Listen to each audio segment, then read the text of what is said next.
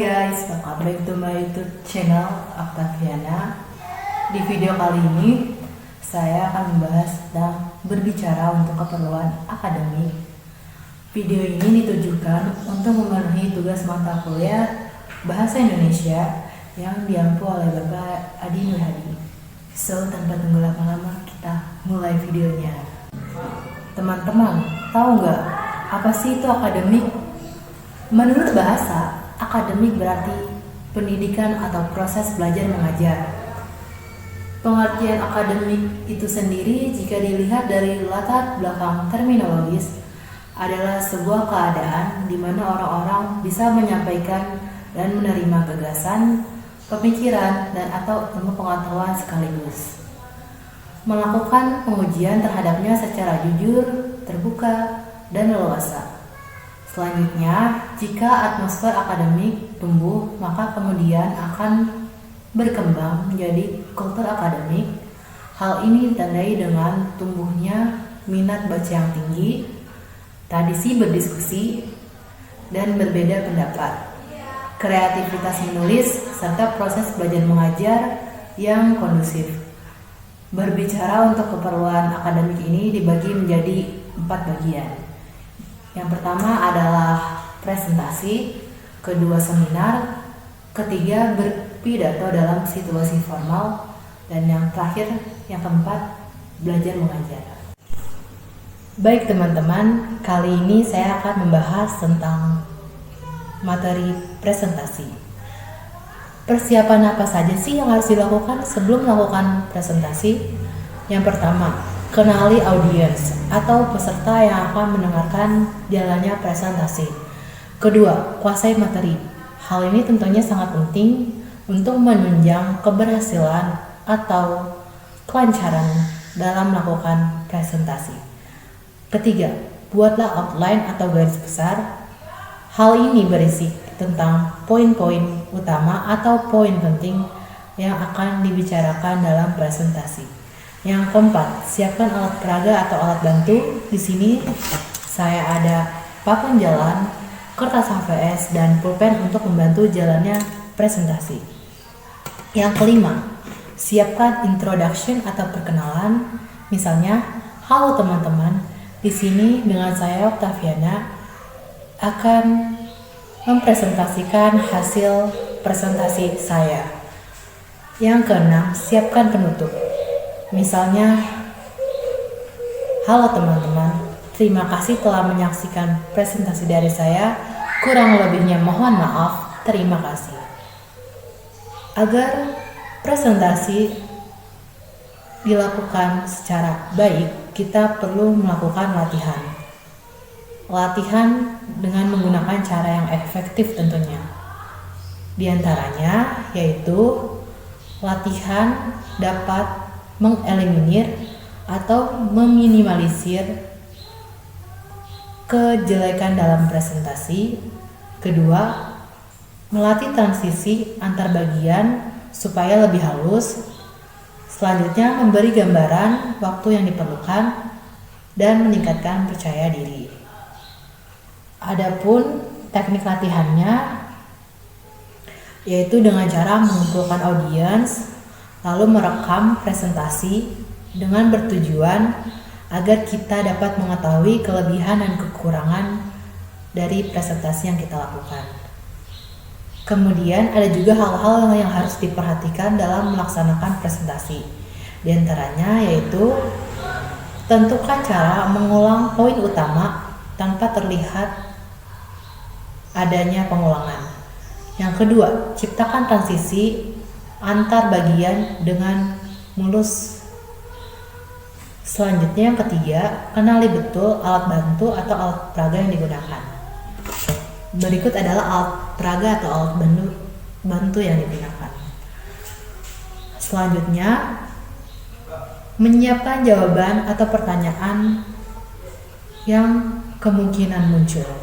Jadi jika ada audiens yang akan bertanya kepada kita juga harus menyiapkan jawaban atas pertanyaan audiens.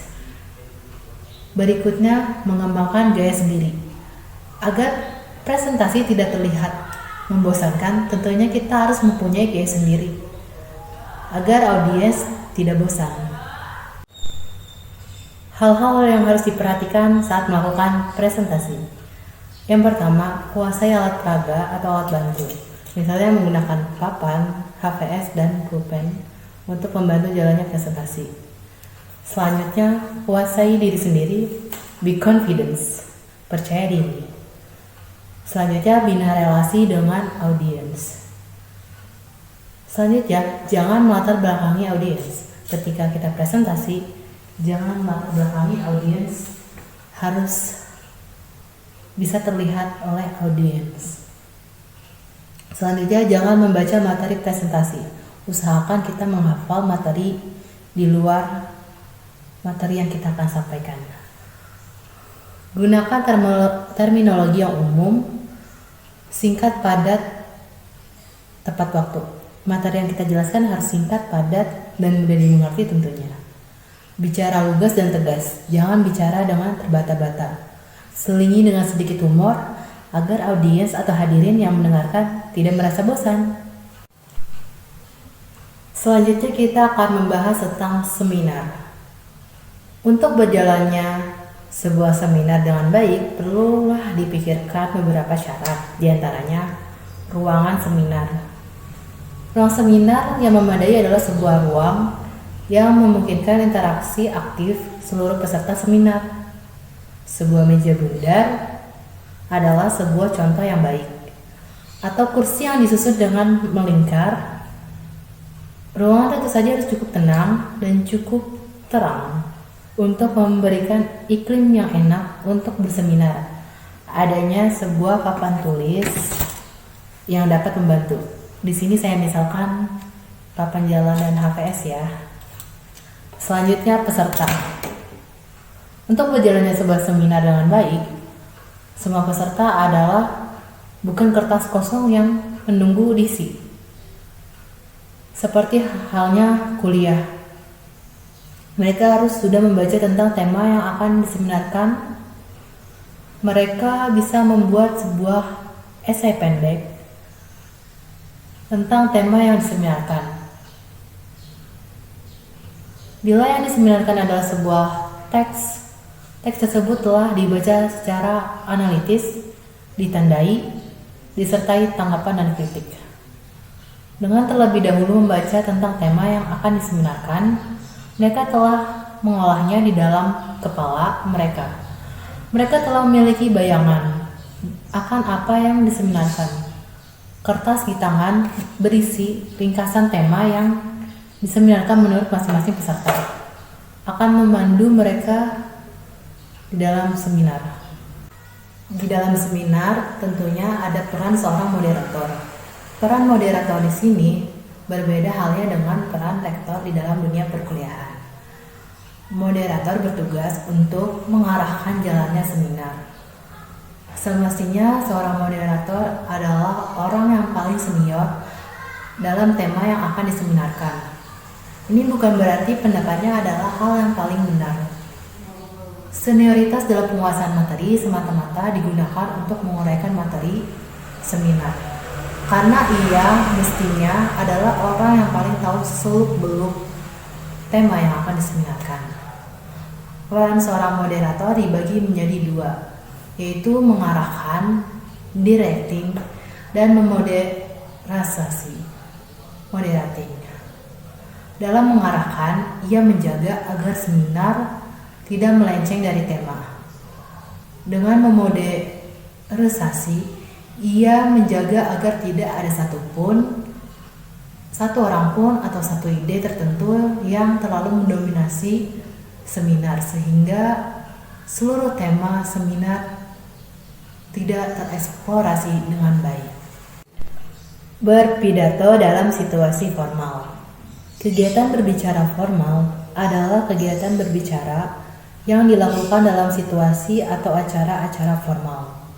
Berbicara formal dikelompokkan menjadi dua, yaitu monolog dan dialog. Berbicara secara monolog adalah berbicara satu arah. Artinya dalam kegiatan berbicara tersebut tidak terjadi interaksi antara pembicara dan pendengar. Kegiatan yang bersifat monolog antara lain pidato atau sambutan dan memandu. Memandu dapat berupa memandu acara atau muara dan memandu wisatawan. Kegiatan berbicara yang bersifat dialog antara lain wawancara dan diskusi. Diskusi memiliki ragam antara lain seminar dan simposium. Pertemuan dengan beberapa pembicara yang mengemukakan pidato singkat tentang topik tertentu atau tentang beberapa aspek dari topik yang sama. Untuk memperoleh keterampilan berbicara, diperlukan penguasaan terhadap faktor-faktor yang menentukan keberhasilan berbicara. Faktor-faktor tersebut adalah faktor kebahasaan dan non-kebahasaan. Faktor kebahasaan meliputi keberanian, kelancaran, penyaringan suara, pandangan, gerak-gerik, penalaran, dan sikap yang wajar. Pembahasan yang terakhir nih teman-teman, yaitu belajar mengajar. Proses belajar mengajar tidak terlepas dari 3 komponen utama, yaitu dosen, mahasiswa, dan bahan ajar. Proses belajar merupakan interaksi antar berbagai unsur, dengan unsur utama adalah mahasiswa. Kebutuhan berbagai sumber, serta situasi belajar yang memberikan kemungkinan kegiatan belajar. Meskipun demikian, dosen merupakan faktor yang cukup menentukan, seperti melakukan pengembangan bahan ajar serta perangkat lainnya. Halo teman-teman, kiranya itu saja yang dapat saya sampaikan untuk video kali ini.